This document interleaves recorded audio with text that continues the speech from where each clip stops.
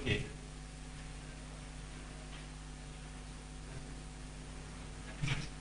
Lo que voy a tratar de hacer es contarles un poco cuál ha sido el desarrollo del tema de conceptos y categorías en psicología cognitiva durante los últimos 30, 40 años, pero no voy a hacer un enfoque histórico, voy a usar referencias que cubren todo ese periodo de tiempo y voy a adoptar un enfoque que creo que coincide con lo que yo pienso sobre el asunto, que es un enfoque más bien empírico.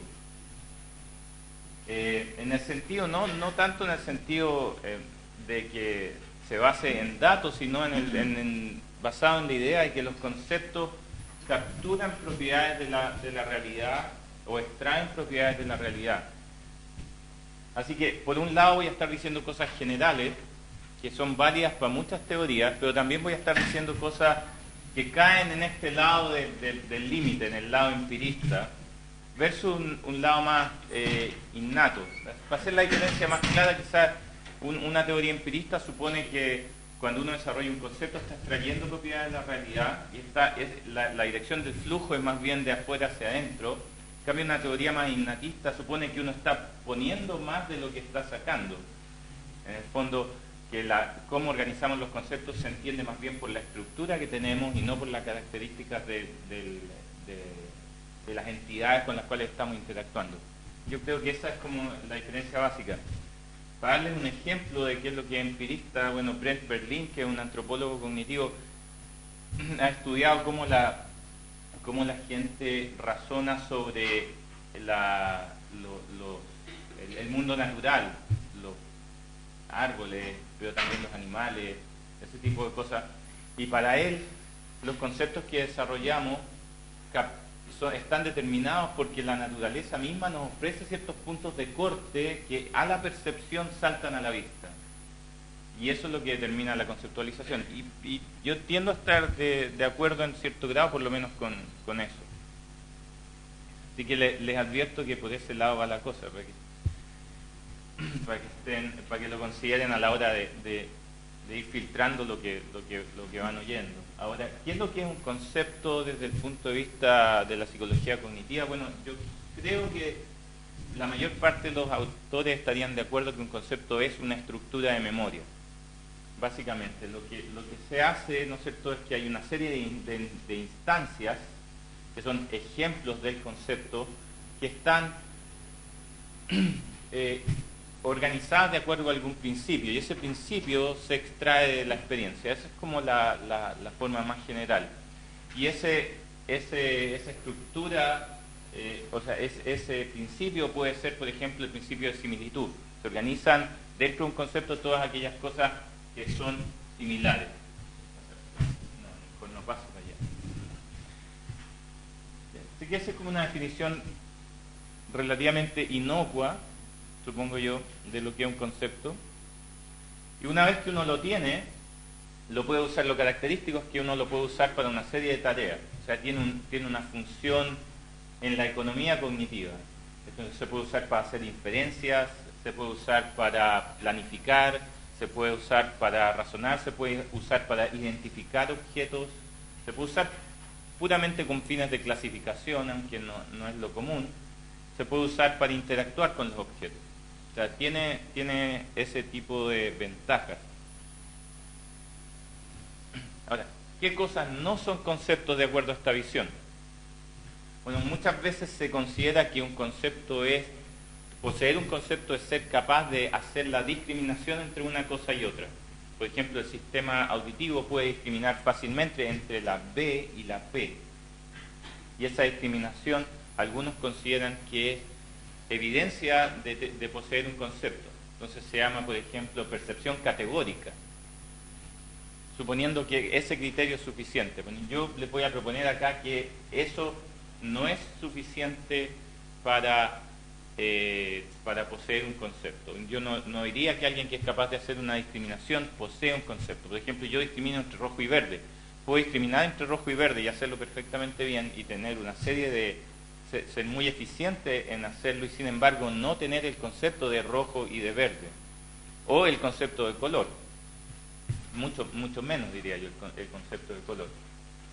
Ahora, hay que fijarse que en una teoría enactiva, aunque yo voy a mencionar de repente algún enfoque enactivo sobre la conceptualización, tiende a borrar esta distinción. Como tiende a borrar esa distinción, tiende a considerar que ser capaz de que la conceptualización es una habilidad. Al hacer eso, al considerarla como una habilidad, tiende a borrar también la existencia misma de los conceptos, vamos a ver. O sea, es fácil desde una visión enactiva empezar a concluir que no existen los conceptos. Yo creo que no estoy dispuesto todavía a hacer eso, quizás más adelante. Ahora, esta definición o esta idea nos obliga a ciertas cosas. Hay ciertos compromisos que voy a tener. Algunos fuertes, ¿no es cierto? Y otros no tan fuertes. Los fuertes son básicamente es que los conceptos incluyen fundamentalmente información que se ha extraído de la experiencia. ¿Ya? Tiene que ver con la realidad, pero estoy hablando más bien de la experiencia, o sea, las cosas que yo a las cuales yo me estoy enfrentando. Y segundo, que hay pocos conceptos innatos, y puse pocos básicamente para hacer una concesión. Podría llegar a decir, no hay conceptos innatos. Bien. Esos son los compromisos fuertes de eso, o sea, es básicamente una estructura de memoria. Otros compromisos más débiles, creo que mucha gente estaría de acuerdo, es que la información es usada por el sistema cognitivo para poder operar en el medio. O sea, los conceptos se pueden ver, uno puede ver conceptos en las habilidades, pero ese más bien yo entiendo es un uso del concepto y no es el concepto mismo. Porque si uno lo reduce a la habilidad de discriminar, por ejemplo, entonces ya no es necesario hablar de conceptos. De hecho, eso pasa en algunas teorías. Y el segundo compromiso, yo creo débil porque muchos estarían dispuestos a aceptarlo, es que los conceptos tienen un principio de organización. Ahora, de nuevo, si uno adopta una visión enactiva, tiende a desaparecer los principios de organización. Pero eso le voy a decir, eso es infrecuente. La mayor parte de los autores no están dispuestos a decir eso. De hecho, esas son parte de las críticas y las resistencias que ocurren a visiones enactivas en este tema. Ahora, esta definición no dice nada sobre una serie de cosas, y la razón de esto es que yo creo que estas cosas que les voy a mencionar ahora son temas empíricos, por lo menos en buena parte empíricos. La primera cosa que no dice nada es cuáles son las limitaciones estructurales que llevan a que el sistema desarrolle los conceptos correctos. Es decir, si el sistema cognitivo tiene que estar en una posición inicial para poder desarrollar los conceptos. Y esos que técnicamente se llaman constraints o limitaciones, son las condiciones que llevan a que el sistema esté cerca de la solución.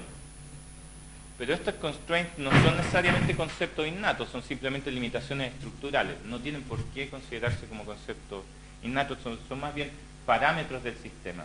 Y estos parámetros son cosas que se pueden estudiar empíricamente. No hay por qué tomar una decisión a priori sobre cuáles serían.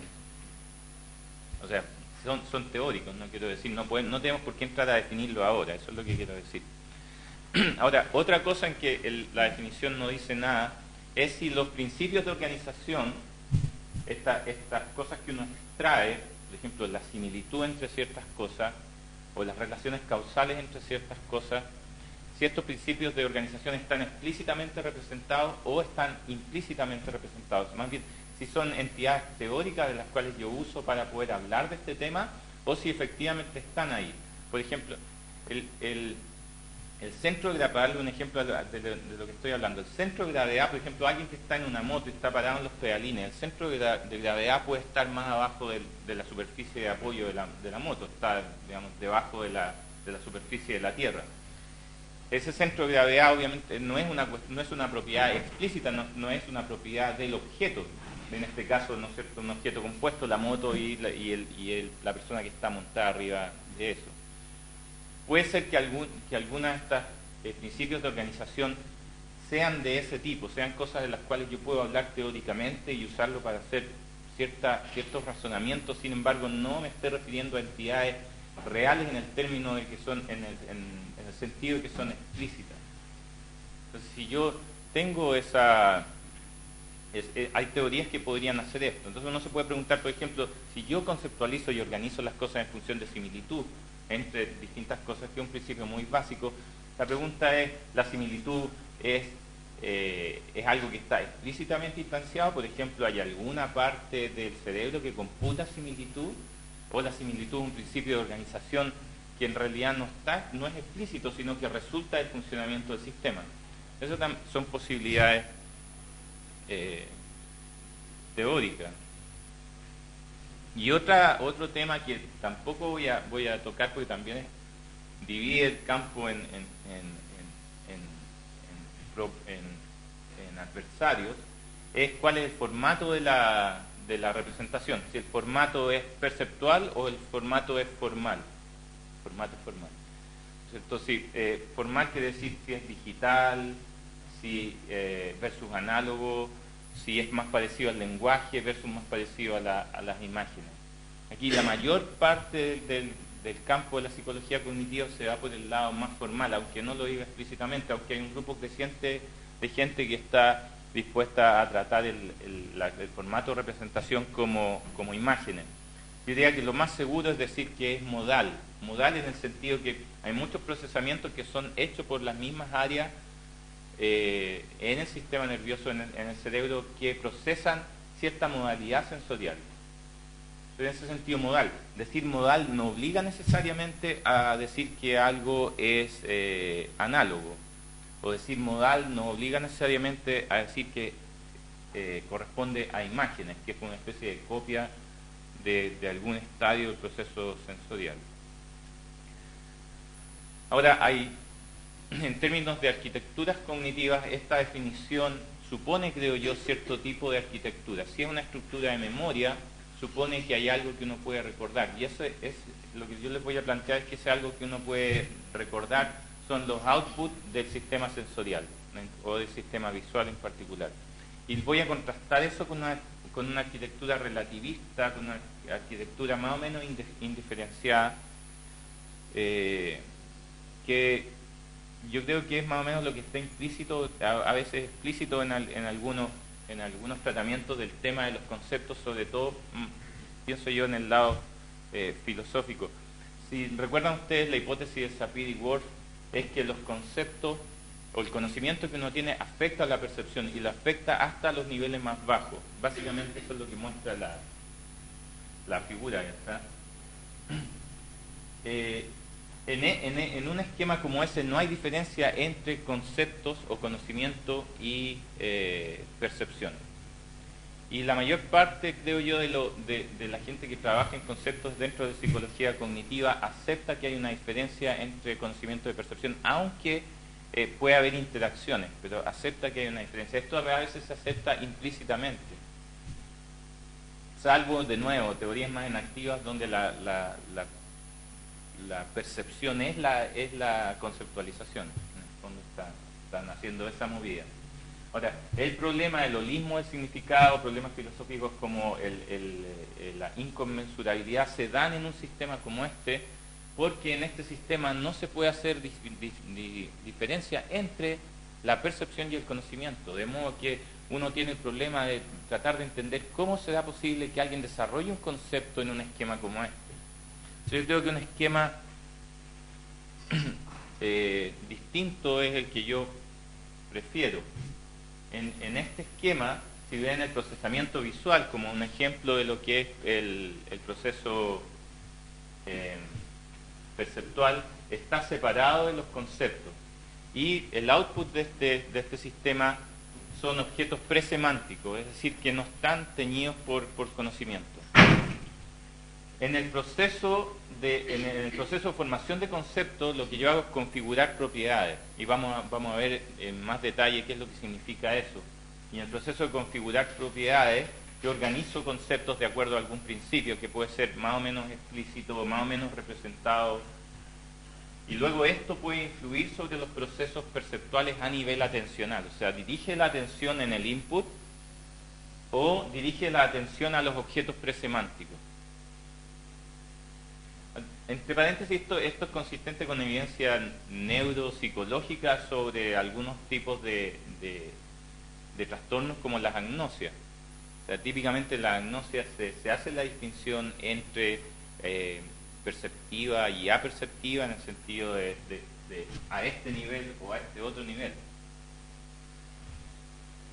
Entonces el mecanismo de influencia sería básicamente a través de procesos de atención, pero no habría una influencia de los conceptos directamente sobre el proceso perceptual primario. Por ejemplo, cuando sufrimos una ilusión perceptual, por mucho que sepamos que es una ilusión y que hagamos todas las mediciones para demostrarnos a nosotros mismos que se trata de una ilusión, seguimos sufriendo ese proceso. Entonces yo creo que es bueno separarlo. Ahora, una cuestión importante es que a veces una cosa que causa confusión es decir, bueno, ¿cómo puede ser que los mismos atributos de este proceso perceptual primario son los que se usan para los conceptos? Es como si el sistema fuera construyendo el asunto desde atributos simples hacia atributos complejos, y que esto fuera una especie de pirámide, donde finalmente tengo un atributo muy complejo acá arriba que me explica el proceso de conceptualización versus estos otros procesos que me explican abajo el nivel de percepción. Bueno, yo no voy a optar esa visión. Creo que lo razonable es pensar que la semántica tiene que ver con atributos que no son necesariamente los atributos del proceso visual primario. O sea, lo más simple sería que los atributos fueran atributos relacionados a los objetos presemánticos, al output del sistema perceptual. Pero no es un proceso de construcción como una pirámide. El conocimiento en realidad implica construcción de atributos de otra manera, que no tiene que ver necesariamente con el proceso perceptual primario. Ahora, en un esquema como este es relativamente fácil sí responder la pregunta de cómo la gente adquiere conceptos, y de hecho la mayor parte de los estudios sobre conceptos y categorías en psicología cognitiva son enseñarle a la gente un concepto y ver si lo puede aprender, qué características tiene el proceso de aprendizaje, cuánto se demora en hacerlo, y una vez que lo tiene, qué características tiene ese concepto. Ese es el trabajo teórico, pero siempre es enseñarle. Entonces, en este esquema uno puede entender qué es lo que es aprender un concepto. En un esquema absolutamente relativista donde no hay diferencia uno y otro, o uno termina en una de dos posiciones: o no entiende cómo aprende un concepto, o termina por pensar que lo que pasa es que no hay conceptos realmente y es solo la habilidad la que estamos viendo. Entonces veamos ahora el asunto de la configuración de las propiedades. Una vez que uno tiene un objeto presemántico, ¿qué es lo que significa configurar una propiedad y organizar un concepto? Pues la primera idea es que uno puede extraer propiedades cercanas al objeto presemántico.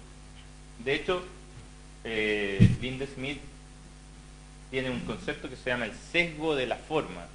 Ella ha estudiado en niños el uso del lenguaje, y lo que encontró ella y ha planteado es que cuando un niño tiene que asignarle el nombre a un objeto, tiende a pensar que ese nombre corresponde o indica algo sobre la forma del objeto. Y la forma es un output del sistema sensorial, tiene que ver con, es relativamente desprovisto de conocimiento, se hace desde muy temprano, es relativamente automático. Entonces uno reconoce ese objeto como algo que uno podría tomar y verter un líquido, como una especie de lechero, ¿no es cierto? Ahora, Barbara Tversky también ha planteado que en los niños, sobre todo, los conceptos se organizan de acuerdo a categorías organizadas por partes, lo que ella llama partonomías, versus una jerarquía de categorías como ordenados y superordenados, estarían las partonomías. Y eso son cosas que están cercanas al sistema perceptual. Por ejemplo, uno detecta que lo de allá, ¿no es cierto?, podría ser un mango porque hay una discontinuidad perceptual, una zona del objeto que es cóncava, entonces señala la existencia de una discontinuidad y una parte distinta. Ahora, no solo están estas propiedades, ¿no? Estas están cercanas al sistema perceptual, pero además uno puede empezar a aprender relaciones entre propiedades. Y esto se puede hacer, hay distintos datos, pero entre el año y el año y medio los niños son capaces de detectar correlaciones entre los objetos, como por ejemplo, suena cuando se golpea, y usar eso en sus procesos de clasificación y categorización. El liviano también puede ser un juicio relativo como esto, porque el liviano requiere haber interactuado con el objeto y es un juicio que tiene que ver con comparaciones. No hay ¿no es cierto?, un concepto como el concepto de tamaño, no son conceptos absolutos. O algunas más complejas, ¿no es cierto?, como por ejemplo cuando se toma por el asa y se gira, se pueden verter líquidos sin derramar. Esa idea sobre el objeto, esa descripción de ese objeto allá requiere interactuar. Y Dean y Murphy por lo menos han encontrado que cuando uno tiene este tipo de conocimiento, ese conocimiento puede guiar la atención hacia ciertas características del objeto que son más relevantes que otras. Por ejemplo, si yo les muestro ese objeto, claramente uno diría que no es un muy buen ejemplar de la categoría de objeto. ¿Por qué? Porque hay un atributo crítico que cambió de lugar, pero podría haber cambiado muchas otras cosas. Por ejemplo, podría haber cambiado la forma específica de ese objeto, pero la posición del asa, eso sí cambia porque uno se da cuenta, ¿no es cierto?, que si quisiera tomarlo para verter líquido sin derramar, cualquiera que se haya metido en la cocina se da cuenta que eso es más complejo de hacer que si el asa está más arriba. Ahora, las propiedades relacionales no solo tienen que ver con las interacciones que uno pueda tener con el objeto, también tienen que ver con los lugares, por ejemplo, donde se encuentra el objeto. O sea, si yo tengo expectativas sobre encontrarme con un objeto en un momento dado. Se encuentra en la cocina, por ejemplo, Murphy y Wisniewski encontraron que cuando uno miraba una escena, si el objeto estaba en una escena, en un contexto apropiado, entonces era más fácil reconocerlo y más fácil categorizarlo. Cuando estaba en un contexto inapropiado, era difícil verlo. Pero la idea es que no es un asunto que esté pasando al nivel perceptual. Es una forma de interpretar esto, es decir, los efectos son totalmente del sistema conceptual sobre el proceso perceptual. En el fondo es como decir, yo no lo veo si no tengo el concepto. Pero eso no tiene sentido, ¿no es cierto? Hay una película de divulgación que se llama What the Bleep Do We Know, que no sé cómo se traduce, sobre física cuántica y relaciones con psicología, y en esa película se plantea la idea de que cuando Colón llega, ¿no es cierto?, a América, los indígenas miraban al mar y veían las olas y las ondas que hacían los barcos, pero no veían los barcos hasta que un chamán les dijo que pudo verlo, ¿no es cierto?, les dijo que ahí habían unas cosas que eran unos barcos, y entonces los indígenas los vieron. Eso sería lo que pasaría si es que los conceptos realmente afectaran hasta el nivel perceptual de más abajo. Ahora, uno tiene la intuición clara de que eso no es así, ¿no? Entonces, la idea es que el efecto que encuentran Murphy y Wisniewski y ellos es una de las posibilidades que contemplan, es la posibilidad que contemplan más seriamente en su artículo, en su análisis de esto, es básicamente un efecto atencional. Pero es un efecto atencional al nivel del output del sistema visual. Es el objeto presemántico. O sea, si yo no lo espero en ese contexto, entonces me es más difícil atender a ese objeto porque no estoy esperando, tengo que mover la atención hacia ese lugar y empezar a codificar. Ahora, hay algunas propiedades relacionales que se ha demostrado que se presentan desde muy temprano en la vida, desde Spelke ha encontrado cosas como esta a los 6 meses. Y es que los niños tienen ciertas expectativas sobre ciertas relaciones físicas, por ejemplo, un contenedor, y ciertas cosas que van a pasar con un contenedor. Versus, por ejemplo, un tubo por donde los contenidos pueden pasar de un lado para otro. Y estas expectativas son conocimientos innatos que tienen ya tempranamente. No han tenido suficiente experiencia para desarrollar ese concepto, presumiblemente, y lo han desarrollado, o lo han desarrollado muy rápido, que también indicaría que hay componentes innatos. Ahora, ¿quiere decir eso que estos niños tienen un conocimiento, tienen un concepto sobre los eventos de contención? Yo diría que no, más bien yo entendería eso como un proceso más cercano al proceso perceptual, como un parámetro del proceso perceptual que hace que la gente entienda tempranamente cierto tipo de relaciones, pero no es capaz de usar eso para hacer inferencias más globales. Por ejemplo, los niños también a los 6 meses, vamos a ver después, entienden bien un una colisión, un choque entre objetos físicos. Uno golpea a uno y el otro sale disparado. ¿Entienden bien ese proceso? Pero eso no quiere decir que entiendan el concepto de causalidad. El concepto de causalidad nos permite, entre otras cosas, hacer inferencias, y hacer inferencias globales. Así que volviendo acá al esquema esa es la idea de la configuración de propiedades, por lo menos parte de la idea de la configuración de propiedades. Vamos a volver a hablar sobre esto. Entonces tenemos el proceso visual, los objetos presemánticos, la configuración de propiedades que son distintas del proceso perceptual, la configuración de un concepto de acuerdo a algún principio, de los cuales vamos a hablar en breve, algún principio de organización que hace que todas esas instancias que están, o objetos presemánticos, sean configuren una categoría, y luego, ¿no es cierto?, ese conocimiento previo puede afectar nuestro procesamiento a nivel de procesos atencionales.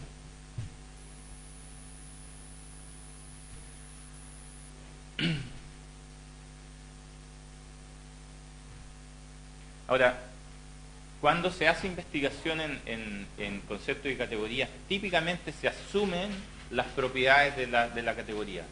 Y hay muchas teorías, por ejemplo, prototipos y teorías ejemplares, que asumen que los atributos o las características de los objetos no son problemáticas, en el sentido de que están ahí dadas previamente y se usan para organizar la categoría. De hecho, en muchos estudios de conceptos y categorías, lo típico es que se le dice a la persona: mire, hay un objeto caracterizado por A, B, C, D, y se le dan los atributos directamente. Entonces las teorías parecen asumir que estos son previos y existen antes de la configuración de la categoría. Esto no es necesariamente así. Hemos visto que las propiedades relacionales probablemente se van configurando en el proceso de configurar la categoría. O sea, son dos cosas que se van armando al mismo tiempo, no son dos cosas separadas o lineales. Ahora, el mejor ejemplo de esto son las investigaciones de Sinch con unas cosas que él llamó células marcianas, y tenía rocas marcianas y un montón de cosas. La idea de hacerlas marcianas era que la gente no tuviera muchos presupuestos sobre esto. Entonces mostraba objetos como estos. ¿Se fijan? Es como ver una célula al microscopio.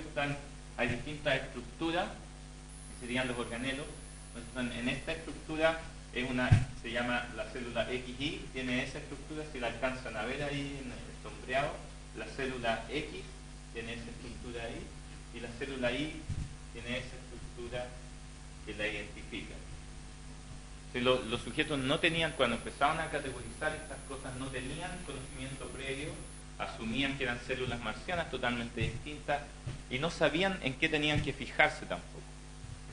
Entonces les enseñó estos tres tipos. Entonces al final del experimento la gente podía discriminarlas bien. Ahora, la manipulación crítica es que a un grupo de personas les enseñó primero las células XY, después las X y después las Y. En ese orden. Y al otro grupo de personas le enseñó las X, las Y y después las XY. Una vez que terminaron de aprender, les presento unas nuevas células para categorización. Esto es lo típico. O sea, si uno quiere ver si alguien tiene un concepto, le enseña primero la categoría y después prueba con algo que no fue lo que le enseñó. Es distinto cuando uno le hacen pruebas en el colegio y le preguntan lo mismo que le enseñaron. Supone que no tiene que ser así, porque si es así uno no sabe si la persona aprendió. Realmente uno quiere que haga algún tipo de inferencia. Entonces le presenta un caso desconocido y le pregunta a qué corresponde. Si aprendió, va a hacer la categorización correcta. Correcta quiere decir lo que el experimentador define como correcto. Y les presentó unas nuevas células que eran las células X-Y. Esto es donde estaba la X, el atributo X y el atributo Y, pero separados. No como aquí que están juntos en una sola estructura, se fijan en la curva y esa parte de ahí abajo, sino estaban separados, estaban distantes en la célula. Las personas, el grupo de sujetos que habían aprendido X, Y, en ese orden, X y después Y, estaban haciendo esto, ¿no? Estaban aprendiendo en el mismo orden que está planteado acá, categorizaban esa nueva célula, ya sea como una célula X o como una célula Y. ¿Ya? O sea, no veían que fuera la conjunción de estas dos. En cambio, los que lo habían aprendido en el otro orden, X, Y y después X, Y, categorizaban esa nueva célula como una célula XY, mostrando que lo que ellos habían aprendido era que la célula XY era una conjunción de estas otras. Lo que uno puede, lo que eso, en realidad, para decirlo de otra forma, lo que quiere decir que el vocabulario de atributos que formaron las personas era distinto dependiendo de cómo había aprendido. Unos habían formado el vocabulario X, Y, y el otro era simplemente la conjunción de esos dos, y el otro grupo había aprendido un vocabulario más complejo, XY, X e Y, como tres atributos distintos. Y eso muestra que en realidad el proceso de conceptualización es un proceso que va a la par del proceso de construir los atributos. O sea, los atributos no son atributos que vienen directamente del proceso perceptual hacia arriba. Con eso uno elimina el problema de necesitar tener un vocabulario básico y ese vocabulario básico de atributos empezar a combinarlo. Sino en realidad la cantidad de atributos se vuelve totalmente ilimitada porque depende del tipo de experiencia que uno tenga. Ya no depende solo del proceso perceptual, lo que es una gracia. Entonces, un concepto sería un principio organizador con una serie de instancias asociadas, y esas instancias serían, cuando hay un concepto, serían un objeto semántico versus un objeto presemántico, y un objeto semántico sería en esta visión un objeto perceptual sobre el que hay conocimiento que lo relaciona con otras entidades en la experiencia y que divide al objeto en partes que son significativas. Por ejemplo, una mesa tiene tablero y patas. Esa no es una distinción perceptual, esa es una distinción conceptual. Entonces, típicamente en las pruebas para agnosia se le pide a un paciente que dibuje una mesa. En el dibujo de la mesa, aunque sea una copia de un evento perceptual, uno puede ver efectos conceptuales si, por ejemplo, dibuja las patas separadas del tablero. Quiere decir que no entiende que esas cosas que perceptualmente pueden ser distintas, no en una como esta, pero imagínense una mesa que tiene un tablero de madera o con una chapa que imita madera y después unas patas de aluminio. Uno puede percibir perceptualmente que esas dos cosas son dos objetos distintos. Si uno no tuviera conocimiento sobre las mesas, entonces no tendría razones para creer que si uno levanta el tablero, las patas se van a ir con ese objeto. Podrían ser dos objetos separados. Eso es conceptual, eso es semántico, no es perceptual. Yo supongo que, de nuevo, muchas teorías estarían de acuerdo con eso. No creo que les creara problemas. Ahora, el principio organizador es el problema, en realidad, la diferencia entre muchas teorías. Por ejemplo, en la teoría de ejemplares, el principio organizador no está. Por decirlo así, es implícito. Simplemente uno guarda registro de todos los ejemplares que son parte de la categoría, o sea, que han sido categorizados para la persona. Necesita haber sido explícitamente categorizado. Yo guardo un registro de eso. Este es un ejemplo de, este es un ejemplo de, por ejemplo, este es un ejemplo de mesa, este es un ejemplo de mesa, otro ejemplo de mesa, otro ejemplo de mesa. Y después el cálculo, cuando tengo un nuevo objeto, el cálculo que uno hace es, bueno, se parece esto a todas las cosas que yo guardo en memoria que han sido categorizadas como mesas. Entonces no hay un principio organizador explícito. Realmente esto ocurre en el proceso de computar la similitud, pero no está ahí realmente. Eso es lo que dice la teoría. En cambio, en la teoría de prototipos, el principio organizador es explícito. O sea, hay un prototipo que ha sido guardado en memoria, que quiere decir la tendencia central de la categoría. Y se supone que está ahí, que existe. No es el proceso, no es el resultado del procesamiento, es el resultado concreto del proceso que lleva a la construcción de eso, y esa entidad, el prototipo, es real, existe. No es como el centro de gravedad, es distinto de eso. Damasio propone una teoría de lo que llama él las zonas de convergencia, que supone en realidad que el principio organizador es nada más que un índice, es un puntero que indica a otras zonas del cerebro y que por lo tanto nos permite reactivarlas. Esto funciona bien para tratar de entender lo que es memoria episódica. Si yo me acuerdo de un evento, el hipocampo lo que va a estar haciendo, ¿no es cierto?, es reactivando zonas de la corteza. Pero Barsalou lo ha extendido a la teoría de símbolos perceptuales para decir que en realidad la actividad perceptual es la que es conceptual, es que la que hace el trabajo conceptual, y hay un puntero por ahí en un área de asociación de la corteza que mantiene la unidad entre distintas instancias y que permite reactivarla cuando uno está razonando. Entonces la idea es que las instancias, estas de acá, ¿no es cierto?, están organizadas modalmente, están en una zona específica, de una modalidad sensorial específica, y están organizadas topográficamente, coordinadas por un puntero en una zona de asociación, lo que permite reactivarlas y hacer trabajo conceptual. Pero para Barsalou, ¿no es cierto?, el trabajo conceptual se hace a nivel de la percepción. Entonces no hace la diferencia entre concepto y percepción. Lo que tiene algunas ventajas, pero yo creo que también tiene algunas desventajas. Ahora, otra característica importante es que como el proceso de organización del concepto, de construcción del concepto y de organización de las características o las propiedades de los objetos ocurre en la experiencia, entonces depende del tipo de experiencia que yo tengo, este es el concepto que voy a armar. O sea, no hago un concepto independientemente del tipo de experiencia que tengo. Y esto se deriva directamente de que el concepto es una estructura de memoria. Y de hecho hay mucha evidencia de que distintos tipos de tareas, por ejemplo, observación, clasificación, predicción, explicación, producen conceptos con características distintas. O sea, yo puedo tener los mismos materiales, la misma realidad.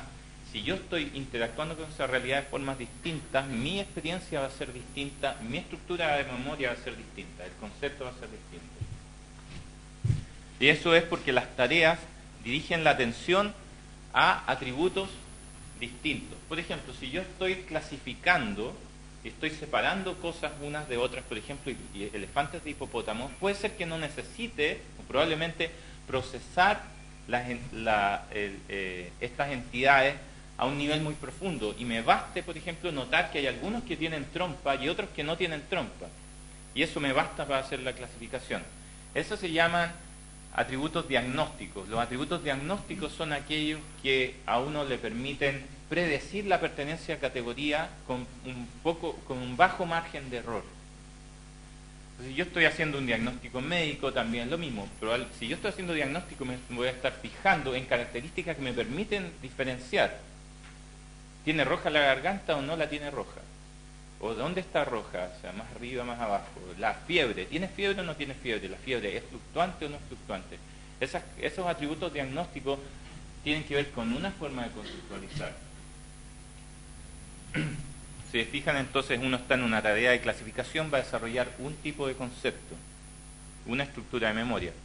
En cambio, para poner otro ejemplo, cuando uno está tratando de clasificar a través de explicación, uno dice, bueno, ¿por qué es un miembro de esta categoría? ¿Por qué es un miembro de esta otra? O si uno está tratando de predecir lo que va a ser un objeto, ¿este objeto qué crees que va a hacer después? ¿O qué crees que si tú lo aprietas, qué crees que hace? Eso puede llevar a que uno se enfoque en las relaciones causales entre las distintas propiedades. Y si uno se enfoca en las relaciones causales entre las distintas propiedades, eso va a llevar a la formación de un concepto distinto. Por ejemplo, los estudios de Woo-Kyo Ahn, lo que ella ha hecho es darle a la gente estructuras causales. Y le cuenta sobre un objeto con una estructura causal y después les muestra objetos que pierden alguno de los atributos. Y lo que ella encontró fue que los atributos que son causales pesan más en la representación que los atributos que son efectos. O sea, a la gente le importa más, para efectos de categorizar, si un objeto ha perdido algo que entienden que es causal.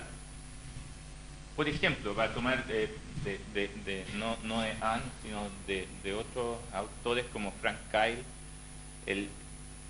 Si uno le dicen que hay un gato que le cambiaron la piel y le hicieron cirugía y se convirtió, ahora tiene toda la apariencia de un zorrillo, entonces uno diría que ese es un gato que parece un zorrillo.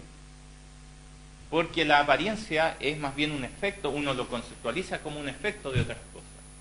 En cambio, si uno le dicen que le hicieron un cambio de ADN, le inyectaron ADN, ¿no es cierto? Y eso se extendió por el organismo de forma tal que este gato ahora parece un zorrillo, pero además si tiene crías que son zorrillos también. Entonces uno diría que este gato ya no es un gato, es un zorrillo, porque lo que cambió fue un atributo central. Ahora, bueno, la idea aquí, ¿no es cierto?, es que este modelo causal que uno se arma, ese modelo es el principio organizador. De hecho, Steven Sloman tiene mucha evidencia de que cuando la gente cambia el modelo causal que tiene sobre un segmento de la realidad, cambian todos los juicios que hace sobre eso. A pesar de que a veces el input en términos probabilísticos es exactamente igual, en términos de la frecuencia es igual. Pero el tener un modelo causal cambia la forma de verlo. Hagamos un resumen parcial entonces hasta este momento. La idea es que la forma del concepto que se adquiere depende de la tarea que uno use. Esto es directamente de que lo que uno está haciendo, está aprendiendo una estructura de memoria que refleja la experiencia que uno ha tenido.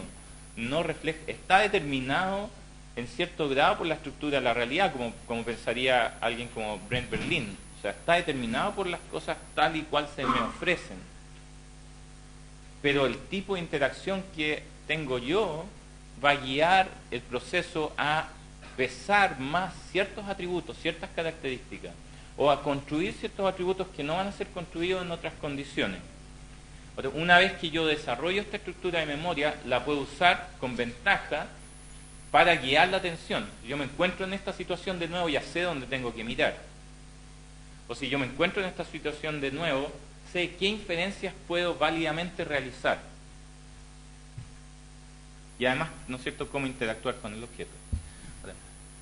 Si se fijan, esta es una teoría básicamente empirista porque parte de afuera hacia adentro. O sea, yo estoy capturando ciertas características de mi experiencia y las estoy representando como una estructura de memoria. Cualquier teoría de este tipo tiene varios desafíos que resolver.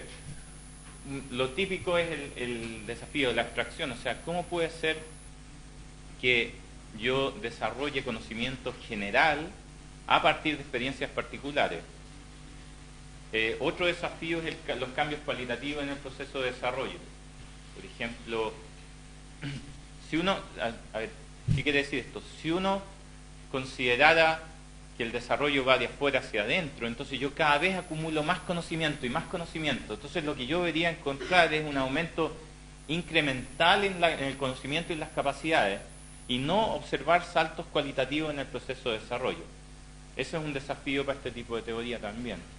Lo otro, conceptos innatos. O sea, ¿qué hago con estas cosas que se desarrollan tempranamente? ¿Qué hago? ¿Son conceptos? ¿No son conceptos? En la medida en que empiezo a aceptar más conceptos innatos, menos puedo decir que mi estructura conceptual refleja características de la realidad. Y el otro problema importante, aunque creo que es para cualquier teoría, es el problema de la creatividad. O sea, ¿qué es lo que es la creatividad? ¿Existe la creatividad o no? Como todas las teorías tienden a ser, son teorías mecanicistas, entonces entender qué es lo que significa la creatividad y si es posible o no es un problema para cualquier teoría, pero también para una teoría más bien empirista. Ahora, hay soluciones para esto.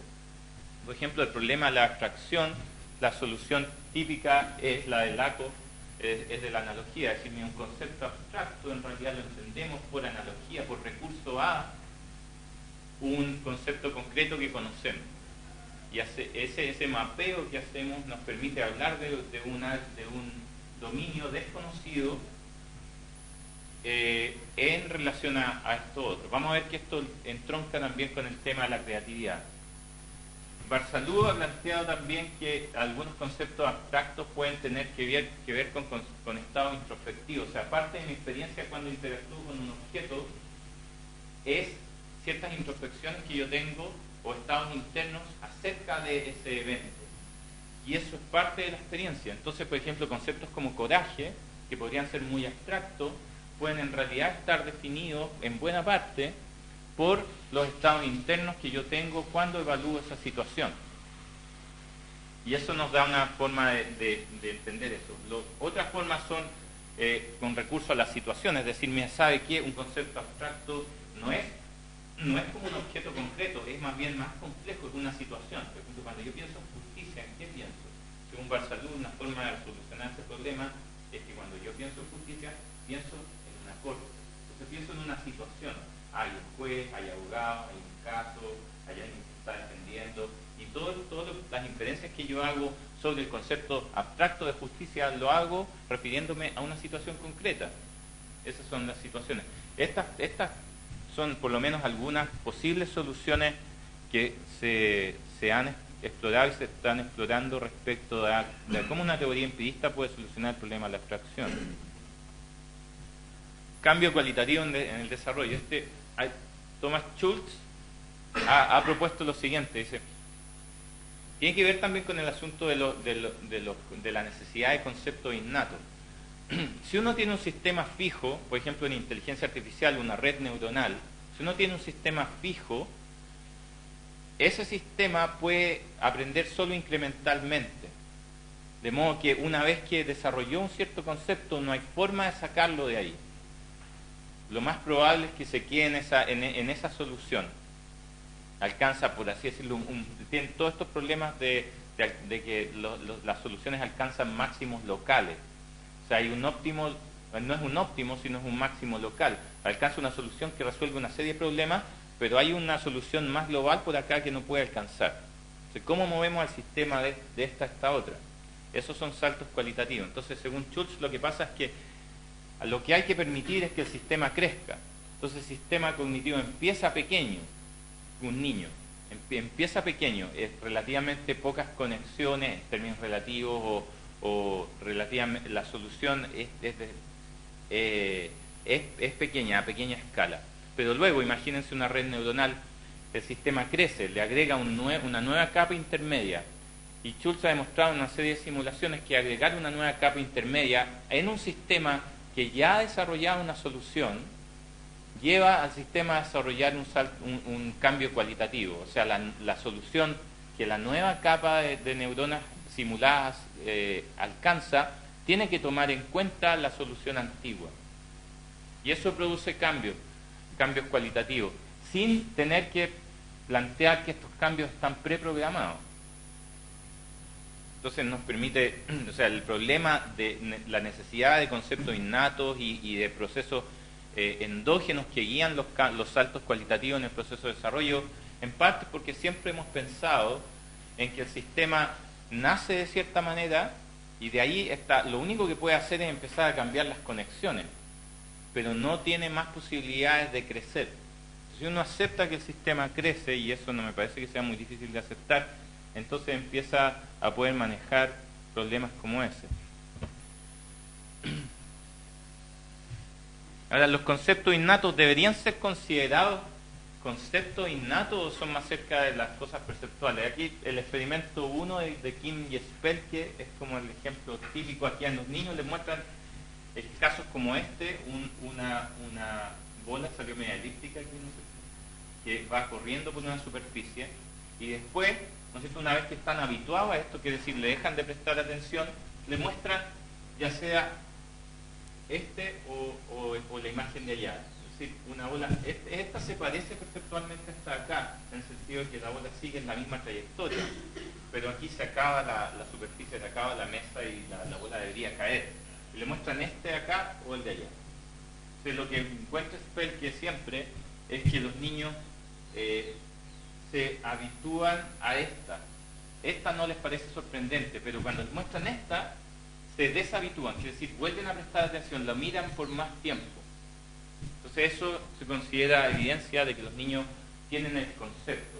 Pero ahora la pregunta es, ¿esto es un evento conceptual en el sentido de una estructura de memoria o funciona de la misma manera o es un evento más cercano a lo perceptual?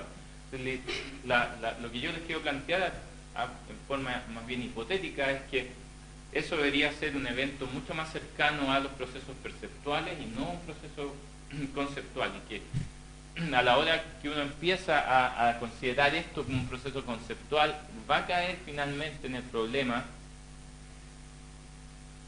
de no poder distinguir entre percepción y conocimiento. Y cuando no puede distinguir entre esas dos, caen una serie de otros problemas en los cuales no queremos caer.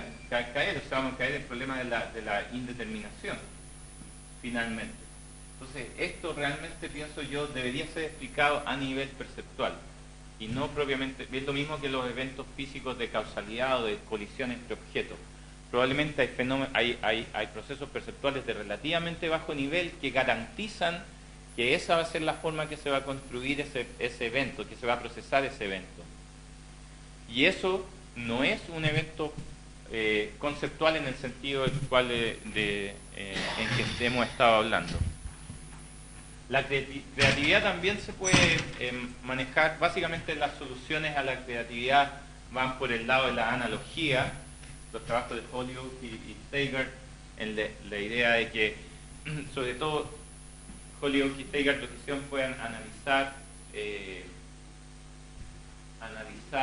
episodios en la historia de la ciencia y mostrar que lo que hicieron muchos investigadores, analizan el caso de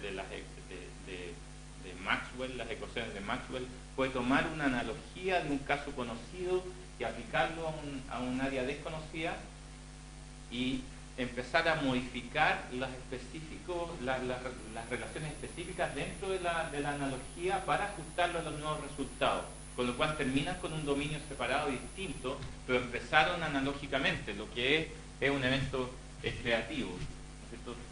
Lo mismo Steigart también ha hablado del cambio conceptual guiado por la coherencia, que es decir, si yo tengo una explicación en términos de relaciones causales, datos, de que yo acepte una explicación versus otra alternativa, una teoría A versus una teoría B, depende de la coherencia. Y él tiene una forma de definir aquí la coherencia, no nos vamos a meter, pero básicamente si todo tiene sentido.